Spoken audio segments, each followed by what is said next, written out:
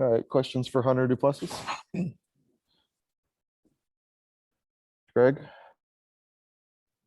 Hunter, how you doing today? Doing well. How are you? I'm doing all right. I'm doing all right. How about just to start off like an overview? How is spring going for you guys so far? What's your impressions of the group? It's going great. We have a great group dynamic, and guys really came out to work. That's the temperament and get better.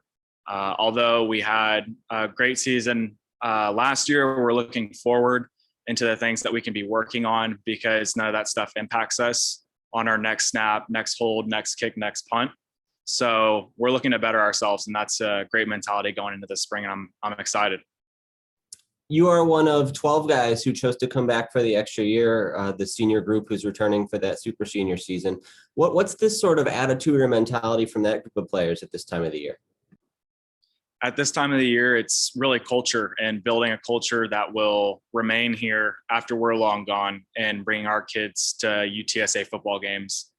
And that's something that I wanted to be a part of personally, looking back on the legacy of UTSA football and being so proud to know that we were the guys who made the change happen. And we're at the grassroots level, changing people for the better and installing these culture pillars that we have today and really pounding it in the heads of our younger guys and allowing them to grow and figure themselves out as young men. So that's the real motivation, is people more than football for me. Yeah, Coach Traylor said really even going back to the fall that the guys who were going to return would be guys who would raise the culture to another level. How do you do that? How do you sort of embody taking that culture to the next step? What does that look like? I believe that it begins with doing the right things when no one's looking, because you never know who's actually looking. And that's a big part of being a good teammate, but taking a step farther when others aren't following along with our culture and what we believe in, being able to get on them in a polite way or a way in which you think they will respond to.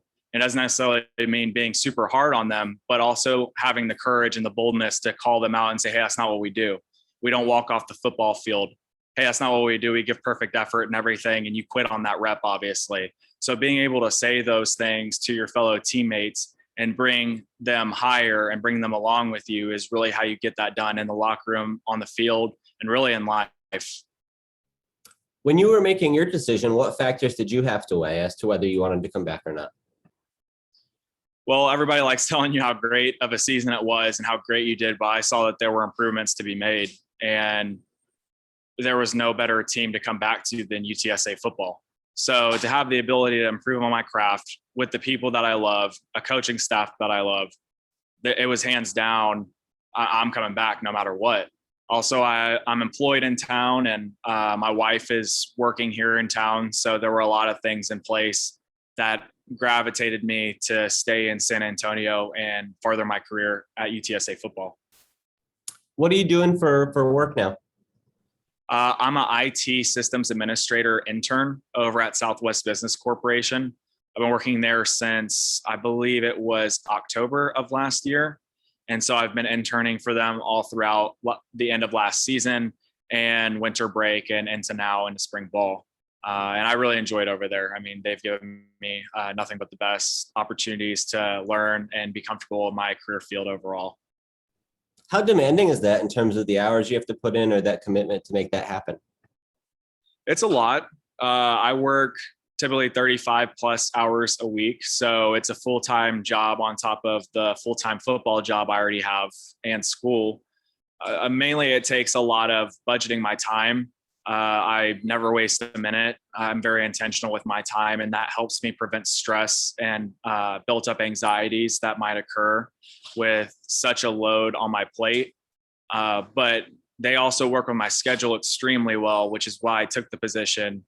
And my manager allows me to leave for the football meetings when I need to, as long as I'm getting the work done that is required of me and I'm meeting expectations overall. So, I mean, a little bit of both budgeting, time management, and also them working with me so well.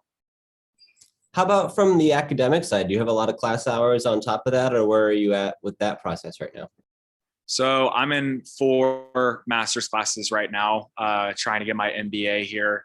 And that's another job in itself. And I've learned that it takes a lot of time and dedication because a lot of the times when you get done with a day of football and a day in the office, you don't necessarily want to go home and do schoolwork, but it's necessary. And not just going through the motions, getting yourself to take the notes necessary and getting yourself to study the criteria that's going to be maybe on your next exam is really important. And school is something I've always held close to my heart.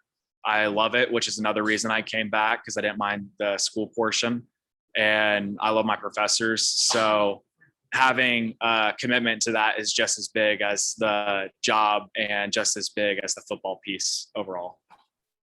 When would you be on track to complete that degree? How far can you get this year? I can get it done this year. I'm not sure if I am going to, because again, it is a lot. Looking into the summer, I have the potential to take 4 classes, yes, but I'm kind of going career oriented this summer, where I would like to further my knowledge in cybersecurity and management information systems. So the best way to do that for me personally would be to really invest in my internship and pick up different responsibilities and tasks in SWBC. And I think that's going to help me more with budgeting my time again and making sure that I'm doing the things necessary to set myself up in the future for a successful career path.